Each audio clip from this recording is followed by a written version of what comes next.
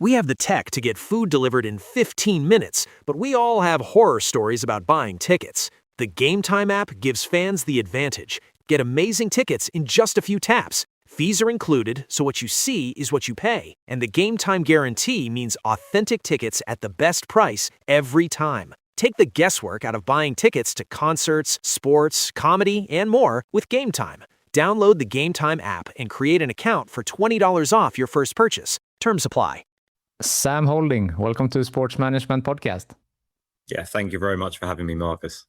Great to have you on the show. You are the Managing Director of B2B at Spotlight Sports Group. So can you tell us a little bit about the company and your role? Yeah, sure. So I joined Spotlight Sports Group in 2010. I've been at the business for a long time, 16 years, overseen a lot of transformation within our business. We were a traditional media publisher when I joined in 2010. And I think it's fair to say that any media publisher over the last 2 decades has had to adapt to opportunities to really thrive. And over my time at the business, we've explored various commercial avenues. We've really adapted into what I would look at as a kind of more global sports media publisher and content supplier. So my role as Managing Director of B2B focuses primarily on industry partnerships. I've worked in a commercial capacity in the business through all my time here. And yeah, predominantly my focus is our industry partnerships and how we're working with operators, media providers, affiliate sports organizations globally to help them bring front-end consumer audience experiences to life to meet their audience objectives. So everything that we do, Racing Post and Spotlight Sports Group, is very much focused on audience growth and audience experience across sports and sports betting. Interesting. So that is across different sports as well, I assume?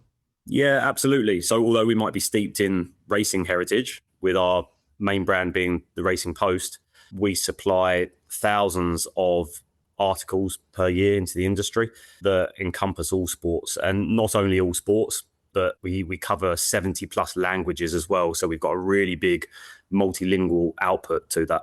Definitely. One of the racing sports, obviously, is horse racing. And there's a recent report that has been released by you that explores, among other things, like how racing can unlock nearly 200 million potential fans worldwide. Personally, I know very little about horse racing myself, so I'm very curious to hear what you found in this report.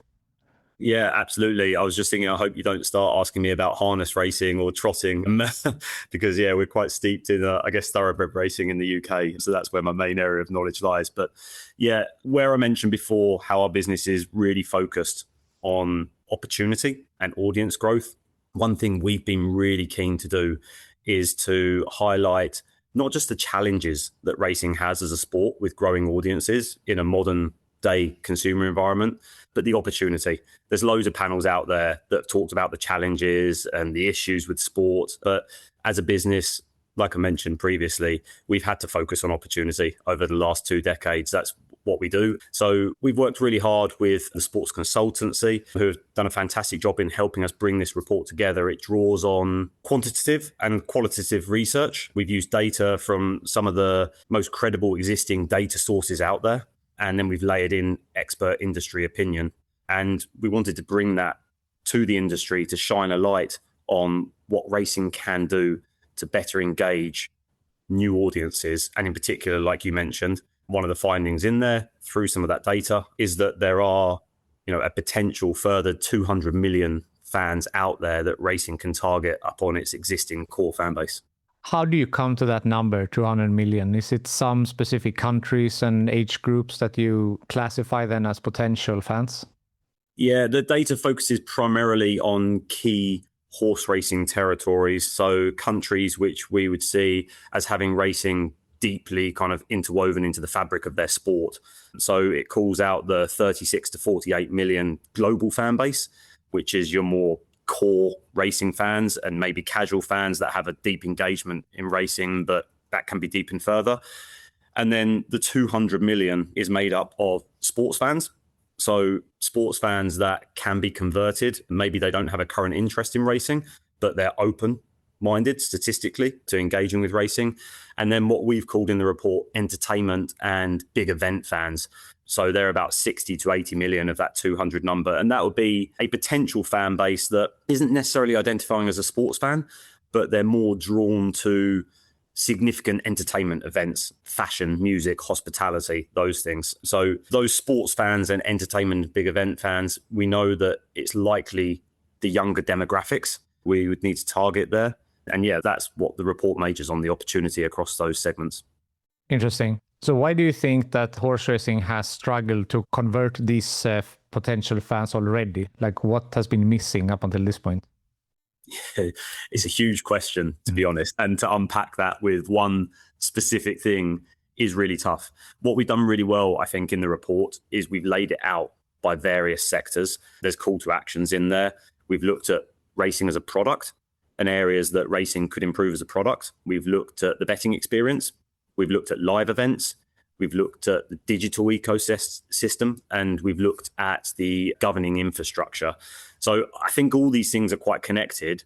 For me, personally, I think it starts with the product, and then you can allow that to flow through all those other areas. But we've really identified lots of different opportunities across all of those that I think connect. I think the one thing, going back to your question, that I would highlight is that particularly when we think about the opportunity with younger demographics, it's such a competitive landscape now for sports consumption.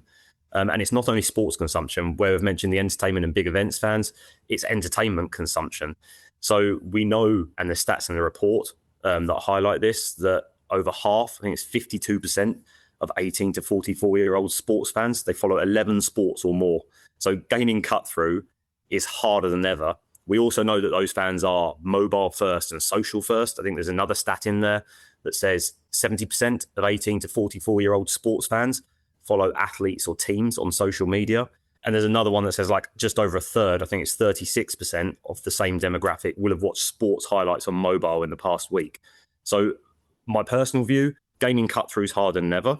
Racing as a product needs to evolve slightly in order to present itself with really engageable content and formats that really cut through to this younger demographic. That's really interesting, because also the report suggested that the sport doesn't have an audience problem, that it has an accessibility problem. So is that what you say, to be available on, for example, smartphones or the screens where the fans are? Exactly. And it does highlight that. I think that meeting fans with the content that they want to consume on the platforms that they are engaged with is absolutely key. But you have to have the right product to then be able to generate that content in the first place. So if we go back to the product, I've talked before a little bit about racing being a fantastic global sport, but quite localized in its mindset.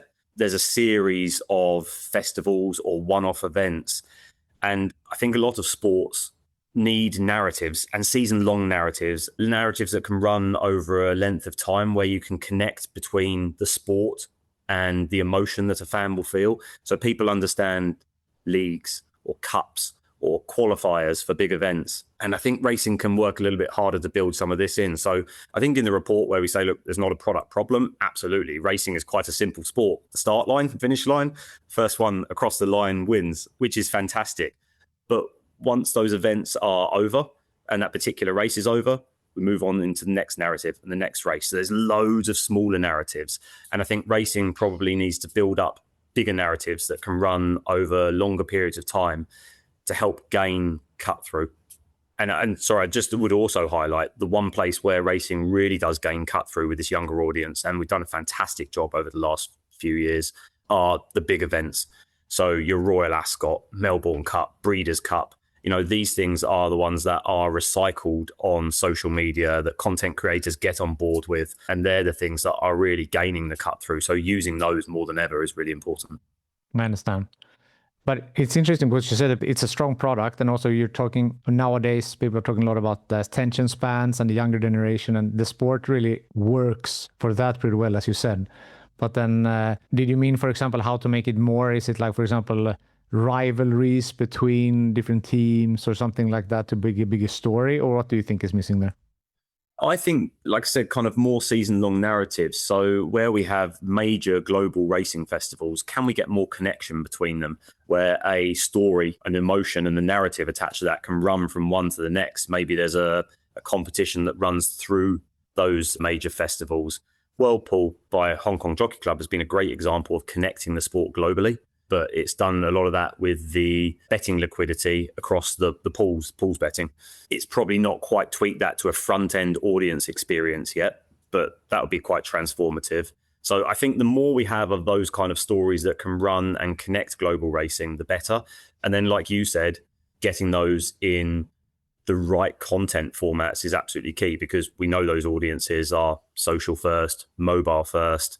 It's got to be short form content, something we focus on as a publisher at Spotlight Sports Group. Racing Post is a big investment in short form video content and amplification of that on social at the moment. So we know that's where the battlefield for attention lies, and that's where we need to try and gain cut through. Yeah. So Formula One has made quite a journey lately and succeeded in attracting a young audience a lot through their Netflix series. Are there any learnings that you guys can draw from how they expanded with a younger audience? Definitely for every sport. You know, they should be looking at the Liberty Media, the Formula One playbook, and taking what they can from it. I would say Formula One as a sport, without doing it a discredit, is a lot simpler than horse racing to understand. You have 24, I think, races across the season and neatly flows from one to the next. You have a drivers and a team championship. So telling that strong, unified, central story is quite easy. So horse racing would find it quite hard to do that with all the different events globally that we have. But some of the things that Formula One has done really well, like you said, was the Netflix documentary. And I think that has really educated a lot of sports on is the need to open the doors behind the scenes to the sport. Racing's also a little bit unique that it has equine superstars, and I'm sure core racing fans would argue strongly with me on this point, but it's quite hard to extract a personality from a horse in video. You'll get empathy and human connection and emotion between human and the animal, but we are lucky that we have jockeys and trainers and many other people involved in the core of the sport. But I think the lessons probably for racing, can we tell more of those stories behind the sport to connect people with the sport rather than just about the racing itself and the chances of certain horses winning races? That's interesting. And you alluded to betting prior also. How important is that from like a fan engagement perspective? The report's really clear on this, actually, and I was really pleased to see it because betting is a huge part of racing's finances. In fact, racing is probably more tightly tied to betting than nearly any other sport I can think of in terms of the financial contribution it makes towards the commercialization of the sport. But what that can cause is for people to focus too strongly on growing the betting products and the betting vertical. And if you do that, you take your eye off actually just growing the sport. So if you focus on growing betting, you're probably just squeezing what you have a bit harder. Whereas if you focus on growing the sport and trying to hit that 200 million addressable audience figure that we've highlighted, then you're truly growing as a sport. And there's a really nice stat in the report highlighted by Hong Kong Jockey Club, who have data to support that 70% of new fans that come into racing through being introduced to the sport first instead of betting first will naturally, organically engage with wagering long-term anyway. So betting is very important for the sport and the finances of the sport when people are in the ecosystem. But in order to grow the sport and get people in that ecosystem in the first place, growing an audience, that the focus, the report concludes, should be on the sport first instead of betting. Yeah, that makes total sense that you said, because if you're bringing in a bigger audience, then you said the data suggests that naturally many of them will go into betting as well. So then you're growing both but if you're only growing the betting, you might not increase the overall audience. Yeah, absolutely. Back to the start of our discussion as well, it's a competitive landscape and sports need to think transformatively. And to see a transformation in betting, we need to see a transformation in audience, really. So, yeah, absolutely. You've also described horse racing as one of the richest data environments in sports. Of course, obviously, a lot of data has gone into this report, but also for you guys, and trying to grow the horse racing, how important is data and how are you using it? Yeah, horse racing is possibly the most data-rich sport out there, I think. At Spotlight Sports Group, everything that we do majors on data. It always has done. Every output that gets put into our publications, print or digital, big databases behind it that capture all of the key data points across horse racing. And that's a vast number of data points. We've also, over the last probably 8 years or so, ingested all global racing data. So we have really good databases that cover, a vast range of racing from across the globe, all major territories. And we've also put a lot of effort into content generation. So data science behind that to form content from that data, because data is absolutely key and having all of the data for the sport is key. But what you do with it is even more key, especially when you're talking about engaging audiences in the sport. So we put loads of thought and effort and resource and investment into bringing that data to life so that it's consumable for our audiences. There can be so much data. So how, do you narrow that down into information that you can actually use to improve what you guys are doing? Yeah, it's a great point. What data point is important for you might be very different to the data point that I want to see. What we do know, I think, and the report highlights this as well, that nearly a third of sports fans cite feeling informed as their primary trigger to bet. So data is really important in that betting journey. That is also really important for the sports finances. I think a lot of the focus that we've had isn't choosing a data point, but it's visualizing those data points. It's coming up with things like rankings, or we've turned a traditional race card, which for new fans is quite difficult to understand and engage with, but we've turned that into a data-led, data-visualized product, which we've called SmartView. This is used by a number of operators, and effectively it just creates a view that's more like gamified stats and data. And we tested that really strongly on audiences of Racing Post, particularly younger audiences. And I just think that it's far more relatable as a product than a traditional race card. So if you use data correctly and you visualize it correctly and you test and you learn with that, then you'll definitely be able to create powerful products that can feel relatable and intuitive for younger audiences. And interestingly, some of the data that we've actually had from the operators that are using our SmartView products show that frequency of staking and staking volumes are higher through that product than through traditional race card views. So it's been a massive focus of ours actually over the last 3 years. SmartView's been an example of a really strong product that's come out of that. 100%. The report identifies 5 critical areas. I think we have touched upon most of them now, but the racing product, one of them, digital ecosystem, live experience, betting experience, and structural framework. So is it possible to say is some more important than the other, or are they all equally important in their own ways? It's easy to say they're all equally important in their own ways, isn't it? So I'll swerve the easy answer. Back to, a previous point, I guess, and I don't want to labor it too much, but I do think it starts with the product. And I think if we can connect racing globally more, then it will only increase the chances for us to gain cut through to younger audiences. Racing is a little bit unique. It doesn't have a central governing body globally. You have FIFA for football as an example. But a governing body or no governing body, the leaders of racing need to work together to ensure that there is alignment. And I think the more that's formalized, the better, because if you formalize something, it increases accountability. And as we know through businesses, if you have more accountability, you're far more likely to achieve results. So I do think that that's an area that racing needs to look at, which will help it make decisions on the product globally and how we can maybe connect the product more globally, which then in turn will help us tell better stories and stronger centralized narratives across the product, which then in turn will engage people more in the betting experience. And if we get that part right at the end, hopefully, staking and wagering through betting will go up. So I see it as a sequencing there. And yeah, probably just trying to kind of form an answer to your question in my head, that's where I'd kind of see the flow. I think it starts at the top with the governance of racing. And the report touches on that. Some opinion in the report says there isn't the need for central governance, but there is the need for central unity and alignment. That's a really important point.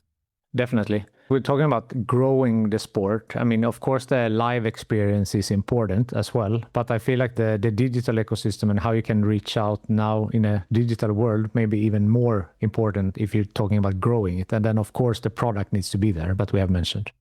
Yeah, absolutely. Yeah. One of the things we touched on Formula One, they did very well was centralizing a lot of digital ecosystem. Formula One TV, all teams have social channels. There was consistent centralized data and media rights. So that's obviously a dream scenario.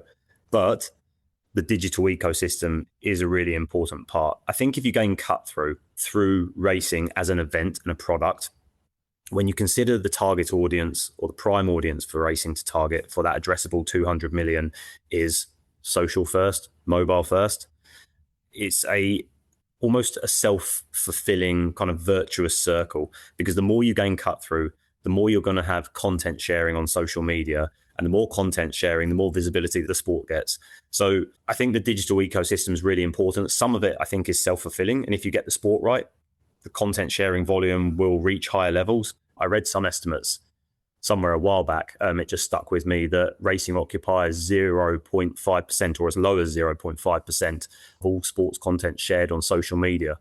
So there has to be upside opportunity there. I also think on the other side of the digital ecosystem, if you have more unified global data, then there's more opportunity for digital platforms to present that as a single entry point to the sport as well. Yeah, definitely. So no, we talked about Formula One, Netflix. There's no, behind the scenes content, anything like that. That could be something for horse racing, you think? We should have behind the scenes racing post content. That'd be entertaining. Look, hopefully, we, again, going back to where we need to meet audiences with content that relates to them. A huge part of the racing post investment over the last few years has been across video and short form video as well, and how we can serve that best on mobile and social media platforms. So yeah, hopefully coming. Looking forward to that. So if we're talking about the future, if you're seeing a couple of years ahead, where would you like to see horse racing be then? What are some things that you hope for in the next couple of years? Yeah, back to the very top of our discussion. We really were keen to pull this report together to start the narrative and shine the light. And we're not starting the narrative. There is the narrative here as well, but we want to amplify it. And we feel that actually now is such a crucial time, with new audiences having so much competition for attention, sports and entertainment, as I've discussed before, that racing does need to really unite more to put its best foot forward to grow its audience. We know there is a big opportunity out there with audience. The data says that clearly. That's not Racing Post saying it. That's not the industry saying it. That's the data that we have. So I would love in 2 years' time for this not just to be a debate, a narrative, but for action to have been taken, for things to have moved on, for opportunities to have been further identified, and for intent and actionable intent to have started, acting on that. So yeah, look, fast forward 2 years, I'm hoping we're not talking about it. I'm hoping that the sport's doing a lot more to seize the opportunity. I hope so too. I'm also curious about your journey through the world of sports. So I know you have spent a career in the intersection of sports, media, technology, betting. So how did you get into the sports industry in the first place, and how has your journey been like? It's a great question. I don't think anyone's ever asked me that, actually. Growing up, my dad trained greyhounds, actually. So I had some exposure to racing, albeit in a very different format. And during university years, I wasn't studying anything to do with sports at that point, but I got a job in a local Ladbroke shop. I was based in Leeds at the time. And I worked for 3 years, worked my way through university, probably doing far too much work in Ladbrokes and not enough study. But I kind of worked through that. And they were kind enough at the end of that to give me a shop to manage. And while I was working out what I was going to do after university, as all young people do at the end, I took stock of things and I came across a role at Racing Post. There was a natural affinity with racing through my past there and my role that I had at Ladbrokes at the time. I applied, I joined in a kind of junior commercial capacity at Racing Post, and that was 2010. Having looked back, the business has always provided a fantastic challenge for me personally. I've been lucky enough to work with some really good people here that have backed me, that have supported me along the way. And as a business, we've always had the next challenge. We're involved in media and we're involved in betting. So, both of those things have had their challenges over the last 16 years or so. And it's been exciting. And, I'm sure there'll be a lot more excitement to come. I'm sure as well. And you mentioned some difficulties with betting and so forth, but have you had any like bumps on the road in your career? And if so, how did you overcome them? You mean from a professional perspective? Yeah. Yeah, I suppose everyone has bumps on the road, right? Like, I would have a long-term view on things generally. I think the modern day approach is maybe, to work in career blocks slightly. And it's not that I've ever been averse to that at all. I think when I first came into the business, I worked for a number of years in the same junior commercial role, and it took a while for some change to happen in the business, opportunity to open up elsewhere that I could then go into. But, I spent a lot of my time in that particular role in the early days. And, I spent a lot of time there working hard, making sure that I was in a good position. So if opportunity did arise and change in the organizational structure of the business happened, that I was in a good place to capitalize on that. So I suppose the one thing I've learned along the way is that businesses do change and evolve. And sometimes there's just the need to wait for the right timing to make sure that it meets your needs on your career journey as well. Yeah, I like that mindset that you're doing the work. So change is inevitable, right? But then you have done the most that you can at that point when change happens. Yeah, I'd be a huge believer in kind of action over words and working hard and making sure that you're making a difference. Because if you're doing that, then career results will follow. They absolutely will. If you apply yourself consistently to output and don't worry too much about the rest, then I believe that, if you're in the right environment, that will come. Yeah. So for the young people listening that might be starting out their career in sports, or maybe they are early on, what are some advice for them to make it in the sports industry? That's a really good question. Work hard, first of all. I have to say that. I mentioned there actions over words. It's important that there's output to your role and that you're just making the biggest difference you can, no matter what that is. When I first started, I was working across proofing tipping as it came into our business. So we had a database where someone would have to send in the tip. I'd proof it. We'd have that, authorized or checked and kind of authorized on an annual basis by a legal body to say, yep, they sent it in at the right time, But that's not a glamorous task looking back now when I think about where I am in my career. But apply yourself well, show curiosity and interest, because if you stay within your swim lane and doing that role, you're not going to expand your horizons at all. So I think making a difference and really being curious and passionate and thinking about what more you can do beyond that is really important. Definitely. And I think that when you're talking about sports, it's not only to work for a football club or, something like that. The sport is so much wider than that. And we have been into like sports media, sports technology. It doesn't have to be for a rights holder. There are so many interesting roles also that you can look for. Really diverse landscape. Yeah. You hit the nail on the head. You think of sports and you think, a football club, but there's so many roles that touch sport. So I'd keep open-minded with that. And like I said, work hard at what you do and see where the journey takes you. Perfect. I'd like to talk about networking as well. Is that something that you have implemented actively in your career? Yes, absolutely. Yeah, I work on the commercial side of the business. So relationship building is a really key part of that, I think. And be a very strong believer that you have to have good relationships and build relationships and cultivate them over time. And you never know where those relationships take you. People don't stay at businesses forever. So relationship extension is a really key part. The other thing I would kind of say is that you need to have a product of value, especially in today's world where costs in businesses are challenged more than ever. But if you, as a business, have something that's valuable and you can layer on really good relationship extension and networking, then you've got a really powerful mix. Definitely. And today with LinkedIn and social media and, technology, networking is easier than it's been in the past. And I feel like most people are happy to help if they got the time and if you're reaching out, as long as you're doing it, in a proper manner and you're being polite and professional and everything, of course.